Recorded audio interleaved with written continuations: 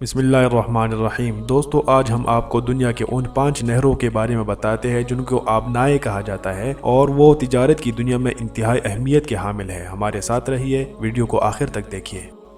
نہر پاناما۔ نہر پاناما وسطی امریکہ کے ملک پاناما میں واقع ایک بحری نہر ہے جس کے ذریعے بحری جہاز بحر اوقیانوس اور بحر الکاہل کے درمیان سفر کر سکتے ہیں۔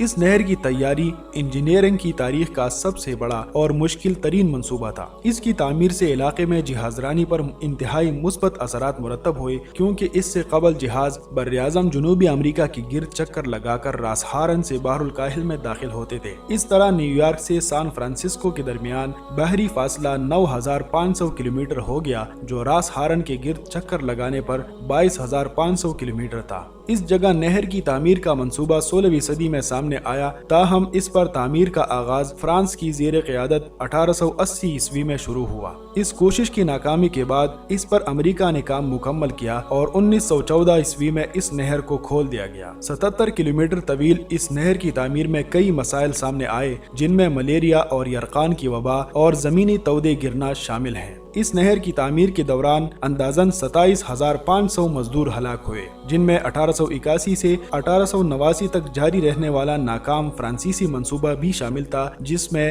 22,000 کے قریب مزدور ہلاک ہوئے۔ تمام تر احتیاطی اقدامات کے باوجود 1904 سے 1914 تک جاری رہنے والے امریکی منصوبے کے دوران بھی 5,609 کارکن ہلاک ہوئے۔ اس طرح نہر کی تعمیر کے دوران ہلاک ہونے والے کارکنوں کی تعداد 27,500 کے قریب ہو گئی۔ آج نہر پاناما دنیا کے اہم ترین بحری راستوں میں سے ایک ہے، جہاں سے ہر سال 14,000 سے زائد بحری جہاز گزرتے ہیں، جن پر 203 ملین ٹن سے زیادہ سامان لدا ہوتا ہے۔ 2002 تک اس نہر سے 8 لاکھ جہاز گزر چکے تھے۔ اس نہر سے گزرنے کا دورانیہ تقریباً 9 گھنٹے ہے۔ 2005 عیسوی میں اس نہر سے 278 ملین ٹن سامان سے لدے 14,011 بحری جہاز گزرے، جس سے روزانہ کا اوسط 40 بحری جہاز بنتا ہے۔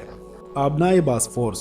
باسفورس ایک آبنائے ہے جو ترکی کی یورپی حصے رومیلیا اور ایشیائی حصے اناطولیہ کو جدا کر کے یورپ اور ایشیا کے درمیان سرحد قائم کرتی ہے۔ اس آبنائے کو آبنائے استنبول بھی کہا جاتا ہے۔ یہ بین الاقوامی جہازرانی کے لیے استعمال ہونے والی دنیا کی سب سے تنگ آبنائے ہے، جو بحیرہ اسود کو بحیرہ مرمرہ سے ملاتی ہے۔ یہ آبنائے تقریباً 30 کلومیٹر طویل ہے۔ اس کی زیادہ سے زیادہ چوڑائی شمالی داخلی راستے پر 3,700 میٹر ہے اور کم از کم چوڑائی کنڈیلی اور اشیان کے مقام پر 700 میٹر ہے۔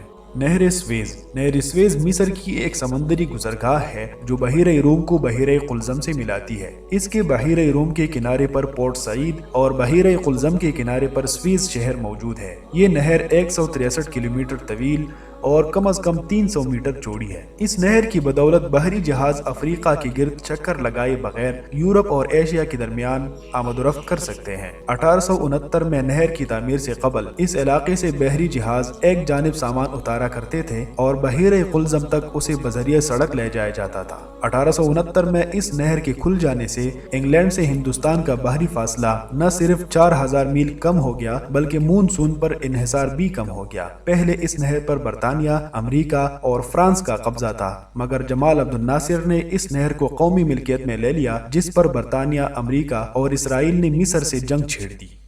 آبنائے ہرمز۔ آبنائے ہرمز خلیج عمان اور خلیج فارس کے درمیان واقع ایک اہم سمندر ہے۔ اس کے شمالی ساحلوں پر ایران اور جنوبی ساحلوں پر متحدہ عرب امارات اور عمان واقع ہیں۔